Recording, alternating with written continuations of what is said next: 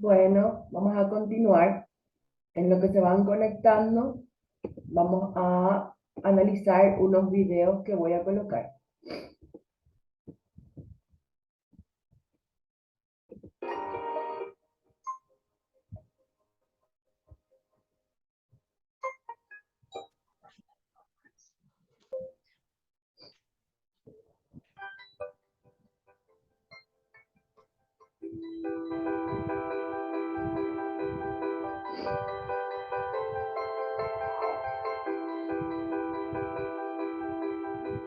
¿Qué es exactamente un mapa de actores? Es la cartografía de la política y sus distintas intervenciones, lugar donde se hace el reconocimiento explícito de quiénes son las instituciones y sus representantes en todos los niveles de actuación de la política y sus estrategias, y sobre todo el reconocimiento explícito de cuál es la tarea y el rol específico de cada uno, sobre todo si en esa lógica de convergencia deben apuntarle al logro de un resultado final. Nos permite tener una mirada compartida respecto de el conjunto de instituciones y organizaciones que en el territorio local realizan acciones en favor de la niñez, en favor del desarrollo infantil temprano. Muchas veces ocurre que en un mismo territorio hay instituciones y organizaciones que no se conocen, que no saben cuáles son las acciones que realizan, y por lo tanto es importante como punto de partida dentro del trabajo en red poder construir e identificar cuál es el conjunto de actores que están realizando acciones en función de aportar y apoyar el desarrollo de los niños y las niñas. La magia de esta lógica comprensiva de los sistemas interinstitucionales e intersectoriales es la diferenciación colaborativa. Aquí los actores no compiten, sino que son capaces de reconocerse en la diferencia, negociar y llegar a acuerdos de colaboración donde la sincronía de sus acciones y la territorialización hacen posible esta coincidencia, desde el diseño teórico hasta el trabajo directo con los niños, las niñas y sus familias. El mapeo de actores es responsabilidad de aquella institución, aquella organización que se haya definido como la institución líder en términos del desarrollo infantil temprano. Debiera considerar en primer lugar qué actores son indispensables para lograr los resultados que esa red comunal se ha puesto en función de potenciar al máximo el desarrollo de los niños y las niñas, y también aquellos actores que son importantes. Uno hace un levantamiento de actores en función también de los objetivos que espera lograr en el marco del trabajo en desarrollo infantil temprano. El mapa de actores no es trivial, no es solo la guía que define quiénes son los que se articulan y concertan para trabajar juntos por un propósito común. Esto parte fundamentalmente de la identificación de los indicadores de desarrollo como resultado final de estas estrategias intersectoriales. Un mapa de actores sin ese componente sería algo así como un directorio telefónico. El mapa de actores es una herramienta viva que debe ser comunicada al resto de los actores que trabajan en ese territorio, que debe ser conocida y que efectivamente debe transformarse en una herramienta de gestión que esté puesta a disposición de los resultados que quiero alcanzar. Un ejemplo interesante de cómo se han ido construyendo mapas de actores tiene que ver con la experiencia Chile Crece Contigo. En el mapeo general de los actores están los actores que hacen parte del sistema intersectorial de la política social en temas de protección. A nivel local, la expresión comunal de la política no solo incorpora como una institucionalidad clave para la articulación de esas acciones al actor municipal y sus distintos servicios. También se incorporan en esos mapas diferenciados de actores a nivel territorial otros actores institucionales y de la comunidad que alguna responsabilidad o experiencia tienen en el trabajo no solo con los niños y las niñas, también como facilitadores en la provisión de los servicios.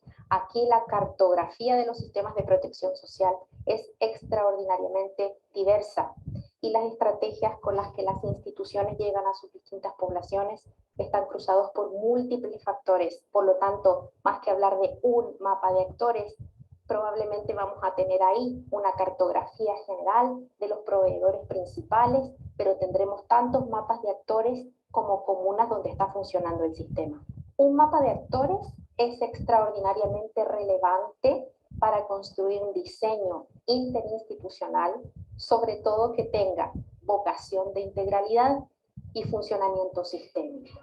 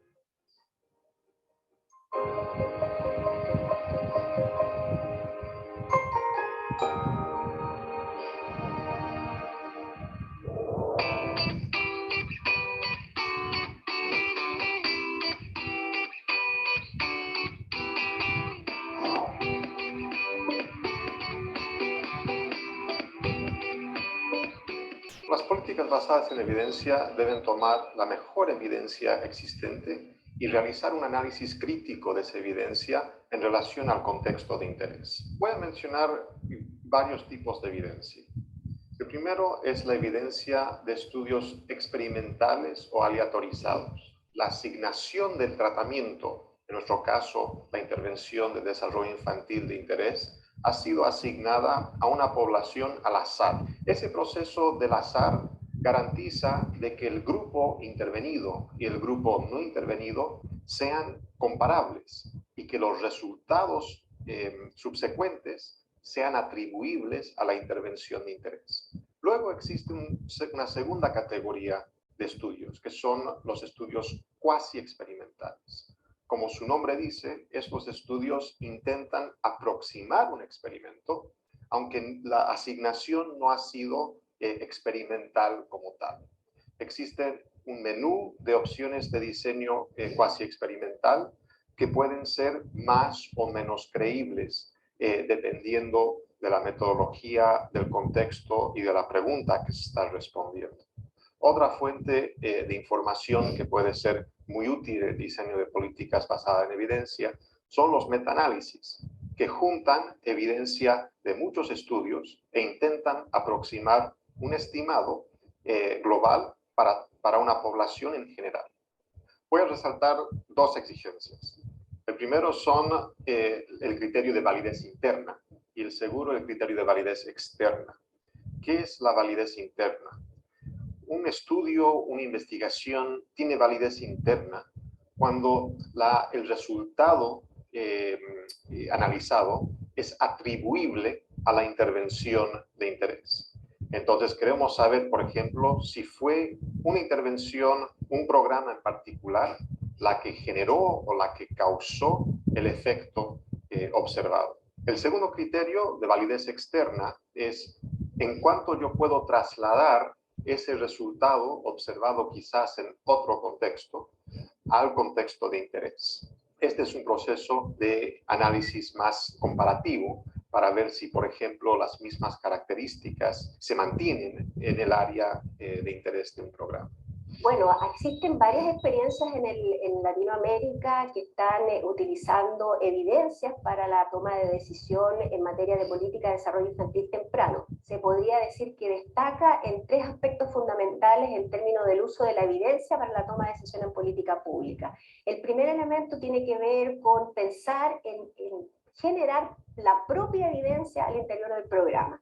Este elemento central y tiene que ver con cómo se articula la evaluación dentro de la política pública. El segundo elemento tiene que ver con la utilización de la investigación científica para la práctica de la implementación, ¿no? Y el tercer elemento podríamos considerar que es la formación del talento humano o la capacitación para poder calibrar la investigación que provee o los juicios de los expertos por parte de los equipos que están trabajando a nivel local, generando o implementando la política pública. Los programas tienen cada vez mayores oportunidades para generar evidencia propia, mientras el costo, por ejemplo, de recolección de datos disminuye, y cada vez los programas y las políticas se diseñan de manera prospectiva con un marco conceptual evaluativo muy riguroso. En este sentido, los programas también pueden aprovechar para generar evidencia que contribuye tanto a la mejora de la operación misma, de la propia operación, como también contribuir a la base de evidencia para futuros programas y proyectos.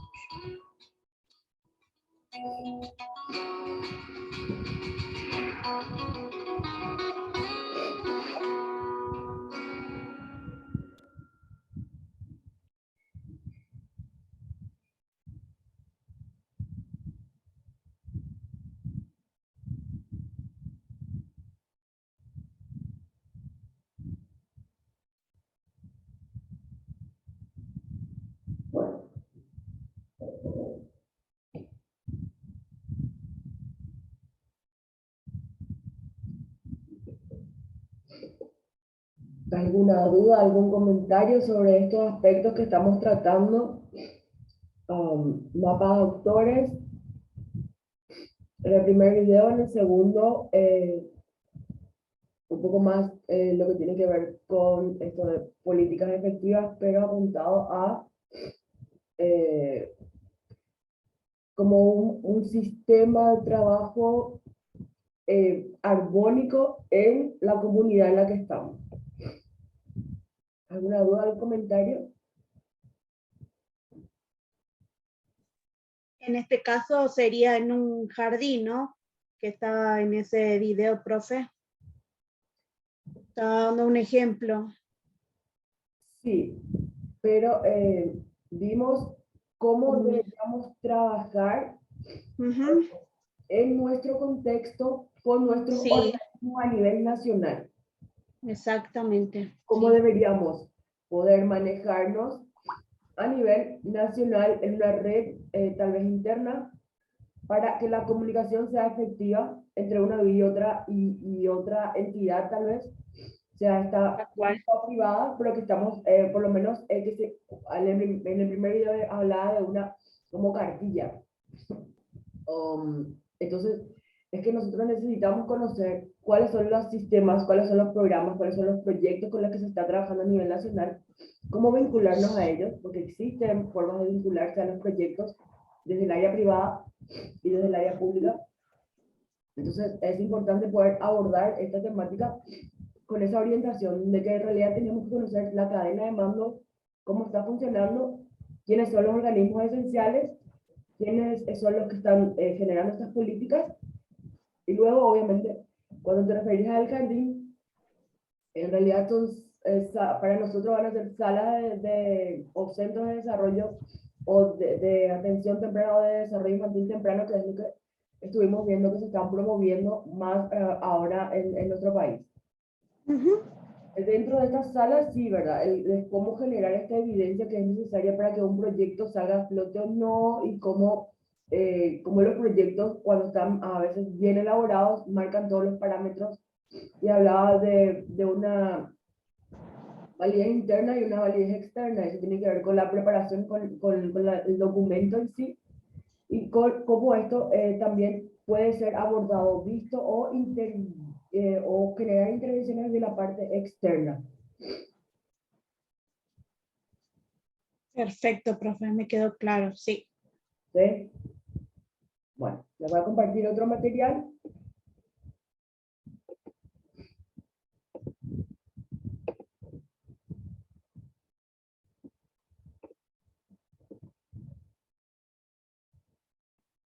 Un diseño basado en evidencia.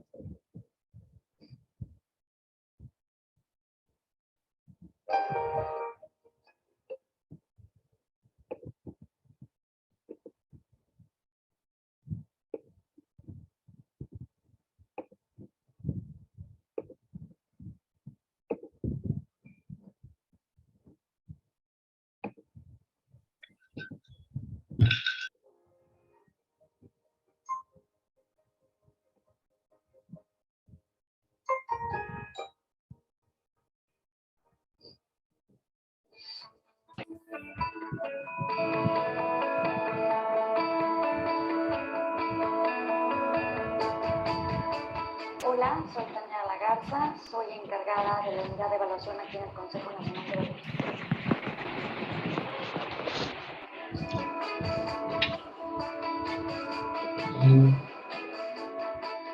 ¿Cuál es la importancia de un diagnóstico para una buena implementación de política pública? Tener claro cuáles las características del problema y su cuantificación va a poder permitir implementar de mejor manera y de manera más efectiva una política pública. ¿En qué sentido? Digamos que si tenemos claridad sobre cuál es la problemática y a quién afecta, también podremos describir cuáles son las causas que generan esa problemática. Y generalmente las causas son múltiples, no es una sola causa que genera un problema.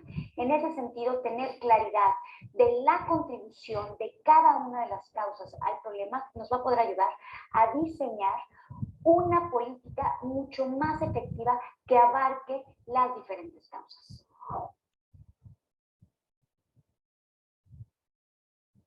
Sin duda, el diseño basado en evidencia tiene que ver, como sus palabras lo indican, en utilizar esta información ya generada, que sabemos que funciona y que no funciona, para instrumentar o para diseñar el diagnóstico. ¿En qué sentido? Si generamos que la problemática tiene que ver con desnutrición en niños y en niñas, la evidencia nos va a ayudar a determinar cuáles son las causas que generan esa desnutrición. Es a partir de una mala alimentación, es a partir de enfermedades diarreicas, es a partir de malos servicios de la vivienda que generan enfermedades. Una vez teniendo claro cuáles son las causas específicas de ese problema, entonces podemos diseñar una intervención basada en otras experiencias en otros lugares. Por ejemplo, es verdad que los polvos que condimentan los alimentos van a ayudar a disminuir la desnutrición o solo la anemia. Es al contrario, utilizar mejor calidad en la vivienda, como es piso firme, ¿va a disminuir o no los episodios diarreicos en las niñas y niños? Ese es el tipo de evidencia que queremos utilizar para generar un diagnóstico. Es decir, utilizar información generada en otras partes o en nuestro propio país para saber cuáles cosas funcionan mejor y cuáles no. Parece que la mejor evaluación tiene que ver con dos elementos importantes. La primera es si se tiene claro cuál es la pregunta de investigación que va a responder esta evaluación. Y la segunda, si la información generada por la propia evaluación responde o no a la pregunta inicial. En ese sentido, hay diferentes metodologías dependiendo de lo que queremos analizar, pero sobre todo tiene que ver con que una característica importante es que si la evaluación responde a una necesidad de los tomadores de decisión o de los implementadores de política pública para responder. En ese sentido, una buena evaluación está caracterizada por el uso de los resultados que se le va a dar a esa información. Y en la medida que el uso sea mayor, quiere decir que también los equipos evaluadores van a estar presionados a utilizar evidencia y a ser rigurosos en el desarrollo de la propia evaluación. La implementación es cuando operamos una política pública. ¿Por qué sirve tener información de evidencia o generada por la evidencia para mejorar la implementación? Tiene que ver por dos razones fundamentales. La primera es para identificar las cosas que estamos haciendo bien es decir, las fortalezas, y replicarlas o escalarlas. Y por el otro lado, para identificar áreas de oportunidad, es decir, aquellos aspectos en donde podamos mejorar y hacer otro tipo de acciones o cambiar el curso de la política pública que mejoren la eficacia de las acciones. Me parece que usar la evidencia desde el principio, desde el diseño y la implementación da muchos beneficios. Les voy a poner un ejemplo que es emblemático, no solo en la historia mexicana, sino también en la historia de evaluación. Y tiene que ver con el programa Progresa, que estaba dedicado a romper el círculo intergeneracional de la pobreza en las familias más pobres. ¿Cómo? A través del desarrollo de capital humano en los niños y niñas hasta 10 años. Para entender el diseño de esta política pública se requirió meses de un grupo interdisciplinario que pudiera aportar elementos empíricos sobre cuáles eran las causas que determinaban que las familias seguían siendo pobres. Entonces, a partir de diferente información en donde señalaban que las familias, sobre todo en el ámbito rural, en las localidades muy pequeñas y aisladas, por un lado, estaban malnutridos porque la familia no tenía ingresos, eran familias con un gran número de hijos. Dos, no asistían a la escuela porque los niños y niñas se tenían que quedar en la casa para hacer diferentes tareas domésticas que le ayudaran a los padres a generar un poco de ingreso.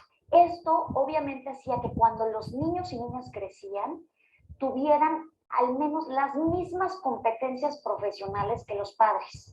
En ese sentido, su inserción laboral era casi idéntica que la que habían tenido los padres. Haber utilizado información de por qué este círculo se repetía, logró que el programa diseñara intervenciones mucho más propicias y que decidiera tener un programa de transferencias condicionadas a cambio de corresponsabilidades en donde a los chicos y chicas se les da una beca del monto del costo de oportunidad de quedarse trabajando en su casa o en la parcela, a cambio de que fueron a la escuela y asistieron a los centros de salud. En ese sentido, se generaron también incentivos positivos que cambiaran la estructura de riesgos de los hogares y pudiera permitir que los chicos y chicas tuvieran más capital humano. Hacer evaluación y hacer evidencia no es una tarea fácil, pero es una tarea que rinde frutos, especialmente cuando estamos hablando de niñas y niños que tienen diversas problemáticas y que generar políticas públicas que sean más efectivas es un compromiso que todos tenemos.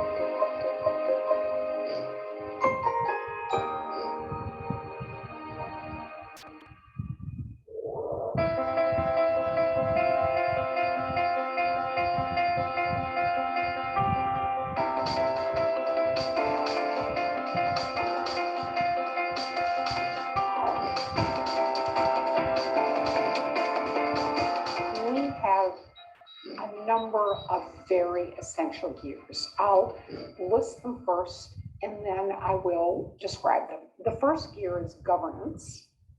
The second gear is finance. The third gear is program quality and accountability. The fourth gear is the workforce. The fifth gear is family and community engagement.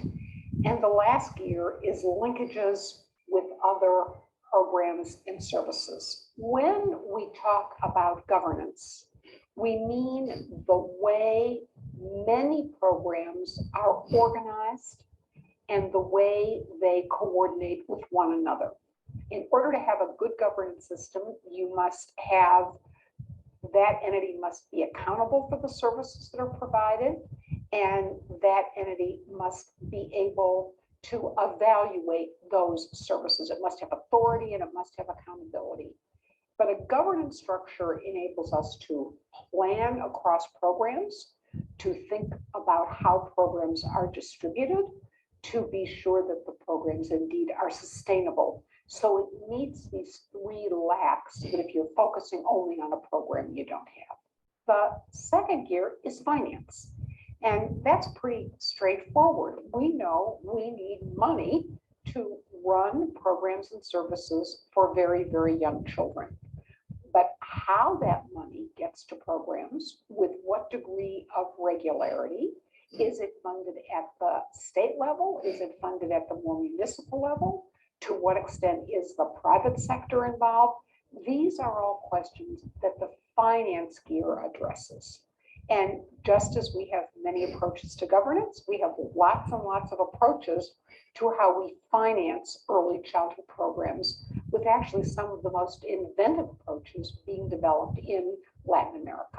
The third gear is program quality and accountability. And this is kind of a big gear. In fact, sometimes when we talk about the early childhood system, we break this into two gears. But program quality and accountability, it kind of means just what it says. It is that the programs will be of high quality. There will be standards that the programs must meet. There will be a mechanism for evaluating if the programs meet those standards, and there will be a mechanism for improving the quality. So we lump together program quality and accountability. Inherent in this, there is also the monitoring of programs and the development by usually public entities of a data system that chronicles how programs are doing. So there's a lot in that one gear, program quality and accountability. The fourth gear is the workforce gear, and that one is particularly important because the quality of any institution is based on the quality of the people who work in it. And the workforce gear addresses how we prepare, how we pay, how we train people who work with very young children. It concerns both what happens to potential teachers and service providers before they work with young children, pre-service training, and after or while they are working with young children, which is often called in-service training. And there are a lot of innovations that are happening internationally. We're collecting a lot of research and we're learning how to do this much, much, much more effectively now. The next gear is family and community engagement. And when you are dealing with very young children, the need to have the family engaged is critically important. Remember that young children are very, very vulnerable. They're very, very fragile. They're highly impacted by everything that happens to them. And so having their parents involved in the programs that are serving them, having their parents involved in the educative process of their young children, and having communities support these young programs is critically important. And finally, the last gear is linkages, the way we link with all of the sister institutions that serve young children. You can't have programs stand in isolation because indeed we would not be productive. The results would not be productive. And so we're talking about how early childhood programs link with schools, how they link with health agencies, how they link with libraries and museums, other offerings that are available in the community. So attention needs to be accorded to each one of these gears. And it's hard to do. It's hard to do all at one time. It's hard to think about this all at one time.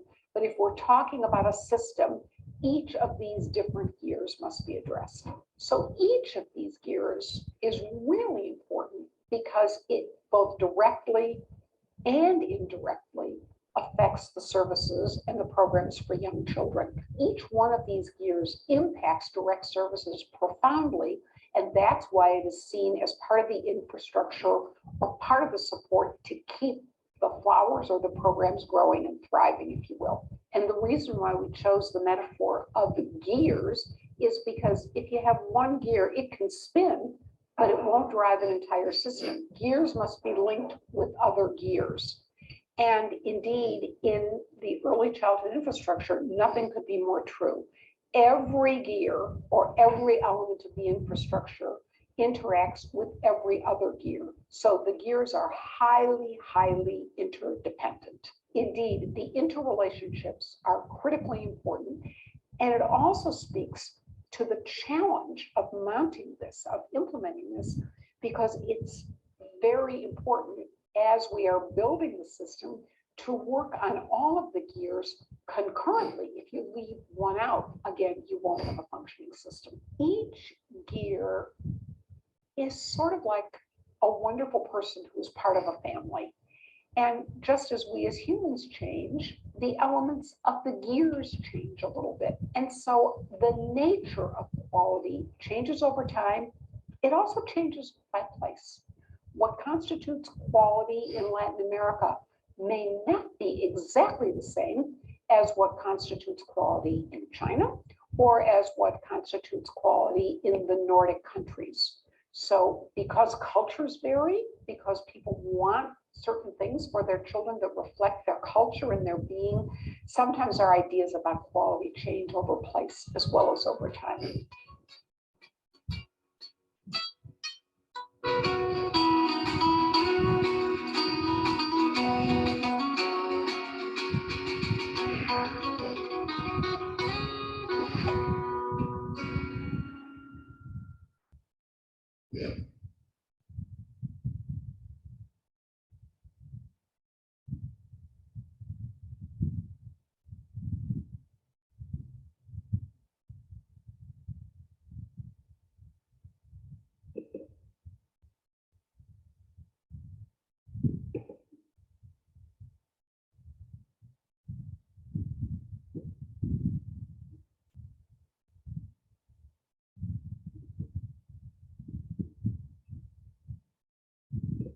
Bien, ¿alguna duda, comentario?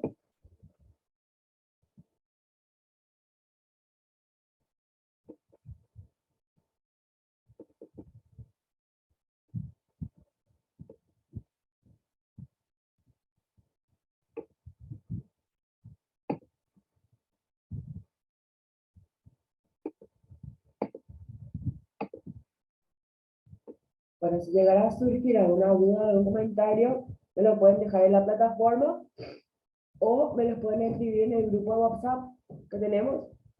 Voy a tratar de contestar dudas con relación a las temáticas que estamos abordando.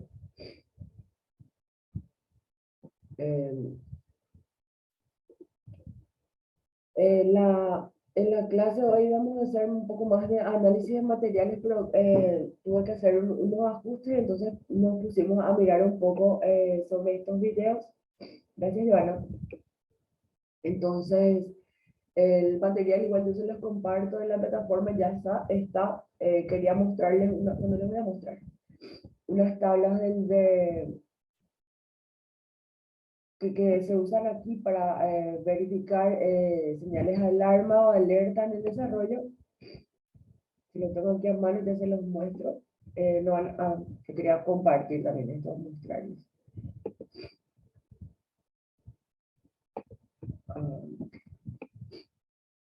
Esto sería el programa. A ver si lo puedo hacer más grande.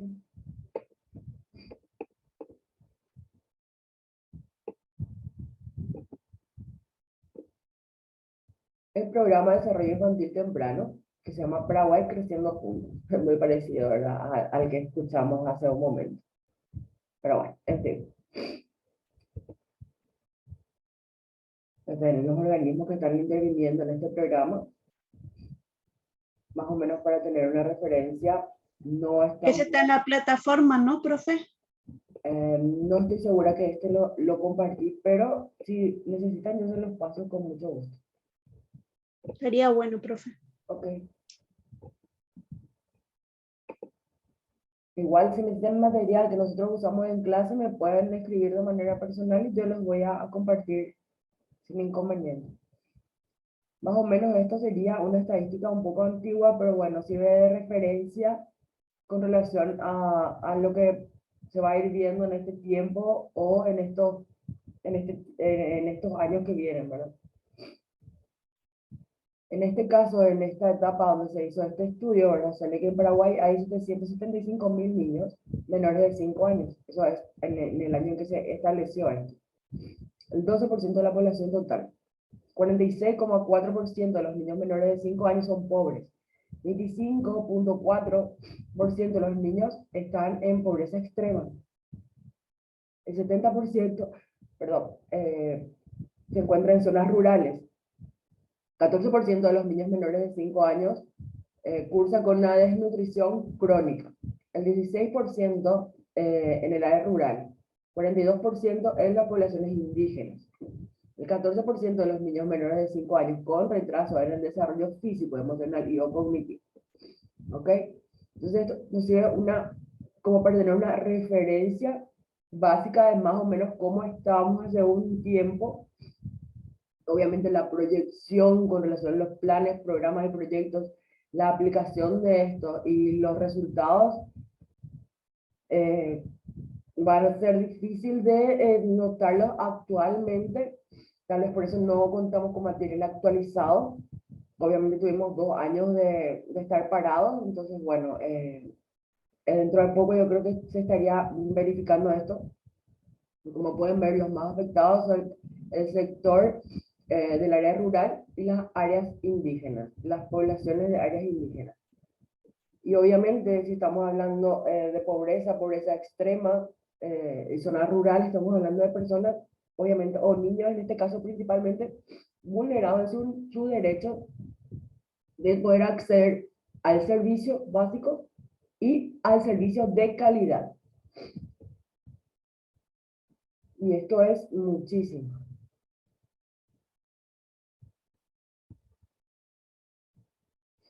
Esto de la pobreza, la desnutrición y condiciones adversas son factores que inciden negativamente en el desarrollo de los niños. Obviamente nosotros estuvimos hablando de cómo incide la nutrición directamente sobre la generación y crecimiento, aumento y proliferación de estas células neuronales, y cómo esto a través de su proceso natural va gerenciando de mejor manera todas las situaciones en favor positivo de nuestros niños. Entonces es fundamental empezar por una nutrición, obviamente en una escala de prioridad, porque se le coloca primero la pobreza, porque la pobreza trae consigo un montón de situaciones adversas por la cual va a transitar la familia, el niño o la niña. Por tanto, se puede considerar situaciones de riesgo, la cuestión de nutrición, pues eso va a ser una situación que va a inferir directamente en el crecimiento de nuestros niños, en la calidad de vida de ellos, en su desarrollo general.